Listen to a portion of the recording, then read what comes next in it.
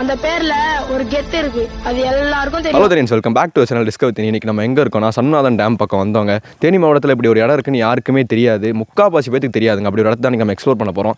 கரெக்டாக சண்முகநாதன் டேம்லேருந்து 4 கிலோமீட்டர் உள்ள தள்ளி வந்தீங்கன்னா மலை ஏறுற மாதிரி ஒரு பாதை இருக்கும். அந்த மலையில் ஏறி போனீங்கன்னா சண்முகநாதன் முருகன் கோயில் அப்படி ஒரு கோயில் இருக்கும். அந்த கோயிலை தான் நம்ம போய் எக்ஸ்ப்ளோர் பண்ணலாம். நேச்சுரல் சீனரிஸை பார்த்துக்கிட்டே உள்ளே போகிறதுக்கு அப்படியே சொர்க்கத்துக்குள்ளே நடந்து போகிற மாதிரி இருக்குங்க. பைக்லேயும் வரலாம், கார்லேயும் வரலாம். நடந்து வர்றது நான் உங்களை சொல்கிறது என்னென்னா நடந்து வரதாங்க சொல்லுவேன். ஏன்னா நடந்து வந்தால் தான் அப்படியே இந்த இயற்கை காற்றை சுவாசிச்சுக்கிட்டே நம்ம நடந்து போகிறதுக்கு அப்படியே ப்ளசண்ட்டான ஒரு ஃபீலிங் கிடைக்கும். நாங்கள் என் ஃப்ரெண்ட்ஸோடு நடந்து தான் போயிட்டுருக்கேன். நீங்களும் வந்தீங்கன்னா கண்டிப்பாக பைக்கையோ காரையோ மலைக்கு கீழே போட்டு நடந்து போய் ட்ரை பண்ணி பாருங்கள். எப்படி இருக்குன்னு கீழே கமெண்ட்டில் சொல்லுங்கள்.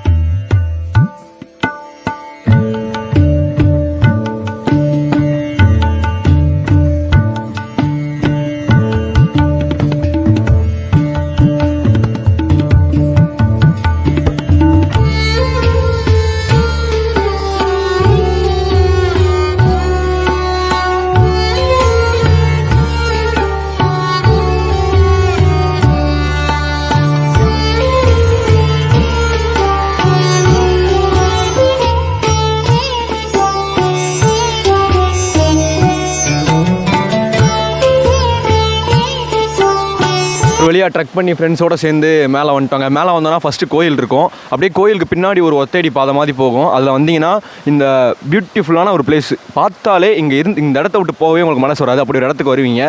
வந்தால் அப்படியே லைட்டாக மேலே ஏறி போனீங்கன்னா இந்த மாதிரி அருவி விழுந்துட்டுருக்கோம். அதுக்கு மேலே முருகன் சிலை மாதிரி ஒன்று சிறுசாக இருக்குங்க. அதுலேருந்து தண்ணி மாதிரி விழுந்துட்டுருக்கோம்.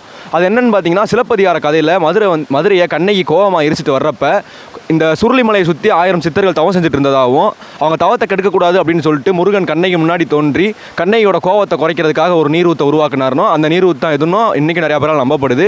சிலப்பதிகார பாடல் பெற்ற ஸ்தலமாகவும் இந்த கோயில் இருக்குங்க. அது ஒரு தனி பெருமை இந்த கோயிலுக்குன்னே சொல்லலாம்.